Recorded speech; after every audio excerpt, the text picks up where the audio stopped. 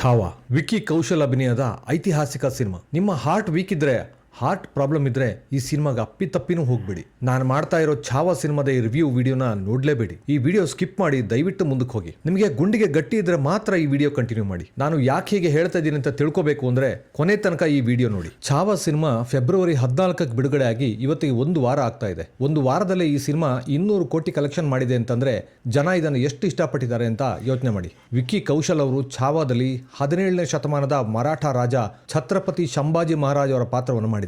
ಛತ್ರಪತಿ ಸಂಭಾಜಿ ಮಹಾರಾಜರ ಹೆಸರು ಕೇಳಿದ್ದೀರಾ ನೀವು? ಕೇಳಿಲ್ಲ ಅಲ್ವಾ? ನಾನು ಕೇಳಿರಲಿಲ್ಲ. ಛಾವಾದ ನಿರ್ದೇಶಕ ಲಕ್ಷ್ಮಣ್ ಉತ್ತೇಕರ್ ಅವರು ಈ ಸಿನಿಮಾ ಮಾಡಿದ ಉದ್ದೇಶನೇ ಇದು ಅಂತ ಇಂಡಿಯಾ ಟುಡೇ ಕೊಟ್ಟ ಒಂದು ಸಂದರ್ಶನದಲ್ಲಿ ಹೇಳಿದ್ದಾರೆ. ನಮಗೆಲ್ಲ ಛತ್ರಪತಿ ಶಿವಾಜಿ ಮಹಾರಾಜರ ಶೌರ್ಯ ಪರಾಕ್ರಮದ ಬಗ್ಗೆ ಗೊತ್ತಿದೆ. ಆದರೆ ಅವರಷ್ಟೇ ಶೂರವೀರ ಆಗಿದ್ದ ಅವರ ಹಿರಿಮಗ ಛತ್ರಪತಿ ಸಂಭಾಜಿ ಮಹಾರಾಜರ ಬಗ್ಗೆ ತುಂಬ ಜನ ಭಾರತೀಯರಿಗೆ ಗೊತ್ತೇ ಇಲ್ಲ. ಯಾಕೆ ಅಂದರೆ ನಾವು ಓದಿದ ಇತಿಹಾಸದ ಪಾಠ ಪುಸ್ತಕಗಳಲ್ಲಿ ಅವ್ರ ಬಗ್ಗೆ ಉಲ್ಲೇಖನೇ ಇಲ್ಲ. ನಮ್ಮ ಇತಿಹಾಸದ ಪಾಠ ಪುಸ್ತಕಗಳಲ್ಲಿ ಅಕ್ಬರ್ ಅಂತ ವಿಶಾಲ ಹೃದಯದವರು ಅಂತ ಪಾಠ ಇದೆ. ಶಹಜಾನ್ ತನ್ನ ಹೆಂಡತಿಗಾಗಿ ತಾಜ್ ಮಹಲ್ ಕಟ್ಟಿದ ಅಂತ ಪಾಠ ಇದೆ. ಔರಂಗಜೇಬ್ ಬಗ್ಗೆ ಪಾಠ ಇದೆ. ಆದರೆ ನಮ್ಮ ಭಾರತೀಯ ವೀರ ರಾಜರುಗಳ ಬಗ್ಗೆ ಇಷ್ಟೆಲ್ಲ ಡೀಟೇಲ್ಸ್ ಇಲ್ಲವೇ ಇಲ್ಲ. ನಮ್ಮ ದೇಶವನ್ನು ಆಕ್ರಮಣ ಮಾಡಿ ನಮ್ಮನ್ನು ಲೂಟಿ ಮಾಡಿದ ಮೊಘಲ್ ರಾಜರ ವಂಶಾವಳಿ ಬಗ್ಗೆ ನಮ್ಮ ಮಕ್ಕಳು ಬಾಯ್ಪಾಠ ಮಾಡ್ತಾರೆ. ಆದರೆ ಅವ್ರನ್ನ ಎದುರಿಸಿ ಹೋರಾಡಿದ ಭಾರತೀಯ ರಾಜರ ಬಗ್ಗೆ ಹೆಚ್ಚಿನ ವಿವರ ಸಿಗೋದೇ ಇಲ್ಲ. ಯಾಕೆ ಹೀಗಾಯಿತು? ಇದು ನಿಜಕ್ಕೂ ಒಂದು ಒಗಟು. ಛಾವಾ ಸಿನಿಮಾ ನಾವು ಮರೆತು ಹೋದ ನಮ್ಮದೇ ದೇಶದ ಇತಿಹಾಸವನ್ನ ನಮಗೆ ಮತ್ತೆ ನೆನಪಿಸೋ ಥರದ ಒಂದು ಪಾಠ ಪುಸ್ತಕದ ಹಾಗಿದೆ ಅಂತ ಹೇಳ್ಬೋದು. 16ನೇ ಶತಮಾನದಲ್ಲಿ ಭಾರತವನ್ನು ಆಕ್ರಮಣ ಮಾಡಿದ ಮೊಘಲರು ಉತ್ತರ ಭಾರತವನ್ನು ಆಕ್ರಮಿಸಿದ್ರು. ಇವರ ಕಣ್ಣು ದಕ್ಷಿಣದ ಕಡೆಗಿತ್ತು. ಆದರೆ ಇವರು ದಕ್ಷಿಣ ಭಾರತದ ಕಡೆಗೆ ಕಾಲಿಡದ ಇದ್ದ ಹಾಗೆ ಇವರನ್ನ ತಡೆದ ಪ್ರಮುಖ ರಾಜರು ಅಂತ ಹೇಳೋದಾದ್ರೆ ಅದು ಮರಾಠ ರಾಜ ಛತ್ರಪತಿ ಶಿವಾಜಿ ಮಹಾರಾಜ್ ಹಾಗೂ ಇವರ ಮಗ ಛತ್ರಪತಿ ಸಂಭಾಜಿ ಮಹಾರಾಜ್. ಛತ್ರಪತಿ ಶಿವಾಜಿ ಮಹಾರಾಜರ ನಂತರ ಮರಾಠ ಸಾಮ್ರಾಜ್ಯಕ್ಕೆ ರಾಜ ಹಾಗೂ ಸಂಭಾಜಿ ಮಹಾರಾಜರ ಹೋರಾಟದ ಕಥೆ ಈ ಛಾವಾ ಅನ್ನೋ ಸಿನಿಮಾ. ಶಿವಾಜಿ ಸಾವಂತ್ ಅವರು ಬರೆದ ಛಾವಾ ಕಾದಂಬರಿಯನ್ನ ಆಧರಿಸಿ ಈ ಛಾವಾ ಸಿನಿಮಾನ ಮಾಡಿದ್ದಾರೆ. ಛಾವಾ ಅಂದ್ರೆ ಮರಾಠಿಯಲ್ಲಿ ಸಿಂಹದ ಮರಿ ಅಂತ ಅರ್ಥ. ಅಲ್ಲಿಗೆ ಛತ್ರಪತಿ ಸಂಭಾಜಿ ಮಹಾರಾಜರು ಎಂತ ಪರಾಕ್ರಮಿಯಾಗಿದ್ರು ಅಂತ ಗೊತ್ತಾಗುತ್ತೆ ಅಲ್ವಾ? ಈ ಸಿನಿಮಾದಲ್ಲಿ ನಿರ್ದೇಶಕ ಲಕ್ಷ್ಮಣ್ ಉತ್ತೇಕರ್ ಅವರು ಮರಾಠ ವೀರ ಛತ್ರಪತಿ ಸಂಭಾಜಿ ಮಹಾರಾಜರ ಶೌರ್ಯದ ಕಥೆಯನ್ನು ತುಂಬಾ ಚೆನ್ನಾಗಿ ಕಟ್ಕೊಟ್ಟಿದ್ದಾರೆ. ಆಗಿನ ಕಾಲದ ಅರಮನೆಯ ರಾಜಕೀಯ ಒಳಸಂಚುಗಳು, ರಾಜನ ಸಂಬಂಧಿಗಳೇ ಅವನಿಗೆ ಕೇಡು ಬಗೆಯೋದು, ಇದೆಲ್ಲವನ್ನ ಬಹಳ ಚೆನ್ನಾಗಿ ಚಿತ್ರಿಸಿದ್ದಾರೆ. ರಾಜನ ಹತ್ರದವರೇ ಶತ್ರುಗಳ ಜೊತೆ ಕೈ ಜೋಡಿಸೋದು ನೋಡಿದಾಗ ನಮ್ಮ ಮೈ ಉರಿಯುತ್ತೆ. ಹೊರಗಿನ ಶತ್ರುಗಳಿಗಿಂತ ನಮ್ಮ ಜೊತೆಗಿರುವ ಈ ಹಿತಶತ್ರುಗಳೇ ತುಂಬಾ ಡೇಂಜರಸ್ ಅಂತ ಛಾವಾ ನೋಡುವಾಗ ಪದೇ ಪದೇ ನಮಗೆ ಚುಚ್ಚುತ್ತೆ. ಛತ್ರಪತಿ ಸಂಭಾಜಿ ಮಹಾರಾಜ ಅವರನ್ನ ಸೋಲಿಸಿ ದಕ್ಷಿಣ ಭಾರತವನ್ನು ತನ್ನದಾಗಿಸ್ಕೋಬೇಕು ಅಂತ ಮೊಘಲ ದೊರೆ ಔರಂಗಜೇಬನ ಮಹತ್ವಾಕಾಂಕ್ಷೆ ನೆರವೇರುತ್ತಾ ಇಲ್ವಾ ಅನ್ನೋದೇ ಈ ಸಿನಿಮಾದ ಕಥಾಹಂದ್ರ.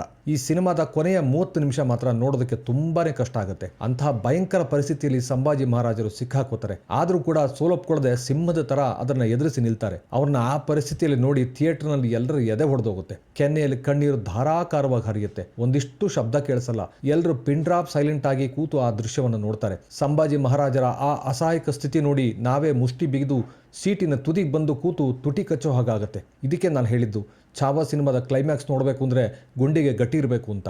ನಾವು ಊಹಿಸೋದಕ್ಕೂ ಆಗದೇ ಇರುವಂಥ ಹಿಂಸೆಯನ್ನು ಅದನ್ನು ಸ್ವಲ್ಪನೂ ವಿರೋಧಿಸದೆ ಮಾ ಜಗದಂಬಾ ಅಂತ ಹೇಳಿ ಹಲ್ಲು ಕಚ್ಚಿ ಅದನ್ನು ಅನುಭವಿಸ್ತಾರೆ. ಛತ್ರಪತಿ ಶಿವಾಜಿ ಮಹಾರಾಜನಿಗೆ ಹುಟ್ಟಿದಂಥ ಇಂಥ ಸಿಂಹದಂಥ ಮಗ ನನಗೆ ಹುಟ್ಟಲಿಲ್ವಲ್ಲ ಅಂತ ಮೊಘಲ್ ದೊರೆ ಔರಂಗಜೇಬ್ ಚಡಪಡಿಸ್ತಾನೆ. ಛತ್ರಪತಿ ಸಂಭಾಜಿ ಮಹಾರಾಜಾಗಿ ನಟಿಸಿರೋ ವಿಕ್ಕಿ ಕೌಶಲ್ ಅಭಿನಯ ಮಾತ್ರ ಅತ್ಯದ್ಭುತ ರೀ. ಸಂಭಾಜಿ ಮಹಾರಾಜರ ಪಾತ್ರವನ್ನು ಅವರು ಜೀವಿಸಿದ್ದಾರೆ ಅಂತಲೇ ಹೇಳಬೇಕು. ಕ್ಲೈಮ್ಯಾಕ್ಸ್ನಲ್ಲಿ ಅವರ ಅಭಿನಯ ಬೆಂಕಿ. ಕ್ಲೈಮ್ಯಾಕ್ಸ್ನಲ್ಲಿ ಅವರ ಅಭಿನಯ ಮುಂದೆ ಬೇರೆ ಎಲ್ಲ ಪಾತ್ರಗಳು ಮಂಕ ಕಾಣ್ತವೆ. ಒಬ್ಬ ನಟನಾಗಿ ಅವರ ಒಂದು ಡೆಡಿಕೇಶನ್ಗೆ ನಿಜಕ್ಕೂ ಸಲ್ಯೂಟ್ ಮಾಡ್ತೀನಿ. ಇದು ವಿಕ್ಕಿ ಕೌಶಲ್ ಅವರ ಕರಿಯರ್ ಬೆಸ್ಟ್ ಪರ್ಫಾರ್ಮೆನ್ಸ್ ಅಂತ ಹೇಳ್ಬೋದು. ಛತ್ರಪತಿ ಸಂಭಾಜಿ ಮಹಾರಾಜರ ಈ ನಟನೆಗೆ ಅವರಿಗೆ ಬೆಸ್ಟ್ ಆಕ್ಟರ್ ಪ್ರಶಸ್ತಿಗಳು ಹುಡುಕೊಂಡು ಬರುತ್ತೆ ಅನ್ನೋದರಲ್ಲಿ ಯಾವುದೇ ಡೌಟ್ ಇಲ್ಲ. ರಶ್ಮಿಕಾ ಮಂದಣ್ಣ ಅವರು ಇಲ್ಲಿ ಸಂಭಾಜಿ ಮಹಾರಾಜರ ಪತ್ನಿಯಾಗಿ ನಟಿಸಿದ್ದಾರೆ. ಇಲ್ಲಿ ವಿಶೇಷವಾಗಿ ಹೇಳಬೇಕಾಗಿರೋ ಇನ್ನೊಂದು ಪಾತ್ರ ಅಂತಂದ್ರೆ ಔರಂಗಜೇಬನ ಪಾತ್ರ. ಇದನ್ನ ಅಕ್ಷಯ್ ಖನ್ನಾ ಅದ್ಭುತವಾಗಿ ನಟಿಸಿದ್ದಾರೆ. ಮೋದಿ ಔರಂಗಜೇಬ್ ಆಗಿ ಅಕ್ಷಯ್ ಖನ್ನಾ ಅವರ ಗೆಟಪ್ ಎಕ್ಸಲೆಂಟ್ ಆಗಿದೆ. ಅವರು ಕೂಡ ಆ ಪಾತ್ರವನ್ನು ಜೀವಿಸಿದ್ದಾರೆ ಅಂತಾನೆ ಹೇಳಬೇಕು. ಔರಂಗಜೇಬನ ದುರಾಸೆ, ಅವನ ಕ್ರೌರ್ಯ, ಅವನ ಈಗೋ ಅದೆಲ್ಲವನ್ನು ಅವರು ತೆರೆ ಮೇಲೆ ತುಂಬ ಚೆನ್ನಾಗಿ ತೋರಿಸಿದ್ದಾರೆ. ಸಂಭಾಜಿ ಮಹಾರಾಜರ ಸಾಮಂತರಾಗಿ ಆಶುತೋಷ್ ರಾಣಾ, ಪ್ರದೀಪ್ ರಾವತ್ ಮತ್ತು ಆಪ್ತ ಸ್ನೇಹಿತ ಕವಿ ಕಲಶ್ ಚಾಂದೋಗ್ ಅಮಾತ್ಯ ಆಗಿ ವಿನೋದ್ ಕುಮಾರ್ ಸಿಂಗ್ ಮತ್ತೆ ಕನ್ನಡದವರೇ ಆದ ಬಾಲಾಜಿ ಮನೋಹರ್ ಅವರು ನಟಿಸಿದ್ದಾರೆ. ಬಾಲಾಜಿ ಮನೋಹರ್ ಅವರು ನಟಿಸಿರೋ ಪಾತ್ರ ಮೊಘಲ ಸೈನಿಕರ ಜೊತೆ ಹೋರಾಡಿ ವೀರ ಮರಣವನ್ನು ಅಪ್ಪುತ್ತೆ. ಸಿನಿಮಾದ ಟೆಕ್ನಿಕಲ್ ಅಂಶಗಳ ಬಗ್ಗೆ ಹೇಳೋದಾದ್ರೆ ಲಕ್ಷ್ಮಣ್ ಉತ್ತೇಕರ್ ಅವರ ನಿರ್ದೇಶನ ಟಾಪ್ ಆಗಿದೆ. 17ನೇ ಶತಮಾನದ ಆಂಬಿಯನ್ಸ್ನ ಅವರು ತುಂಬಾ ಚೆನ್ನಾಗಿ ಕಟ್ಕೊಟ್ಟಿದ್ದಾರೆ. ಎಲ್ಲರ ಹತ್ರ ಅಭಿನಯ ತುಂಬಾ ಚೆನ್ನಾಗಿ ತೆಗೆಸಿದ್ದಾರೆ. ವಿಕ್ಕಿ ಕೌಶಲ್ ಅವರು ಅಷ್ಟು ಒಳ್ಳೆ ಅಭಿನಯ ಮಾಡಬೇಕು ಅಂದ್ರೆ ಅದರಲ್ಲಿ ನಿರ್ದೇಶಕ ಲಕ್ಷ್ಮಣ್ ಉತ್ತೇಕರ್ ಅವರ ಕಾಂಟ್ರಿಬ್ಯೂಷನ್ ತುಂಬಾನೇ ಇದೆ. ಛಾವಾದ ಸೆಟ್ ಡಿಸೈನ್, ಕಾಸ್ಟ್ಯೂಮ್ ಎಲ್ಲನೂ ಸಿನಿಮಾದ ಕತೆಗೆ ತಕ್ಕ ಹಾಗೆ ತುಂಬಾ ಚೆನ್ನಾಗಿದೆ. ಇದರ ಛಾಯಾಗ್ರಹಣ ತುಂಬಾ ಡೈನಮಿಕ್ ಆಗಿದೆ. ಛಾವಾಗೆ AR ರೆಹಮಾನ್ ಅವರು ಸಂಗೀತ ನಿರ್ದೇಶನ ಮಾಡಿದ್ದಾರೆ. ಹೇ ನರ್ಸಿಂಗೇ ರಗರಗಮೆ ಅನ್ನೋ ಹಾಡನ್ನ ಅವರೇ ಹಾಡಿದ್ದಾರೆ. ಆ ಹಾಡು ತುಂಬಾ ಚೆನ್ನಾಗಿದೆ. ಅವರ ಧ್ವನಿ ಆ ಹಾಡಿಗೆ ಅಷ್ಟು ಸೂಟೇಬಲ್ ಆಗಿಲ್ಲ ಅಂತ ನನಗನ್ನಿಸ್ತು. ಈ ಹಾಡನ್ನ ಬೇರೆ ಯಾರಾದರೂ ಸ್ವಲ್ಪ ಬೇಸಿರೋ ಗಾಯಕ ಹಾಡಿದ್ರೆ ಸೂಕ್ತ ಆಗಿರ್ತಾ ಇತ್ತು ಅಂತ ನನ್ನ ಅಭಿಪ್ರಾಯ.